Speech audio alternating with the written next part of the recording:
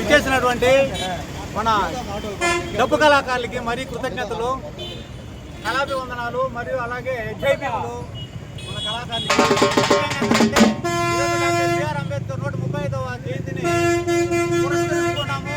అందులో భాగంగానే మన కార్యక్రమం సక్సెస్ అవ్వడానికి మన కళాకారులు ఎంతో సహాయపడ్డారు. అలాగే మన కేవీపీఎస్ నీడలో సిఐటియు ఆధ్వర్యంలో కేవీపీఎస్ని రాబోయే రోజుల్లో బలోపేతం చేసి ప్రతి గ్రామంలో కూడా కేవీపీఎస్ రెపరెపలాడాలి.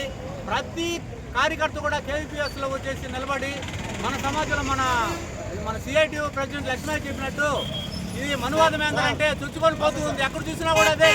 రాబోయే రోజుల్లో ఈ మూఢనమ్మకాలు మనం పోగొట్టుకోవాలి, ఈ వివక్షతను మనం పోగొట్టుకోవాలంటే మనందరం కలిసిమెలిసి ఉండాలి. ప్రతి గ్రామంలో కూడా సిఐటియు కార్యకర్తలు, కేవీపీఎస్ కార్యకర్తలు కూడా ముమ్మరం అవ్వాలి. మనం ఎప్పుడు కూడా అందరంటే ఒక సైనికుల్లాగా తయారవ్వాలి. ముందుగా దాడి చేసేదానికి, వాళ్ళు వ్యతిరేకించేదానికి.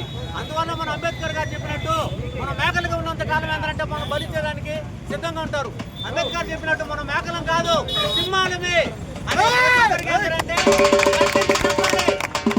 సింహాలుగా మనం తయారవ్వాలంటే ప్రతిదీ తెలుసుకోవాలి.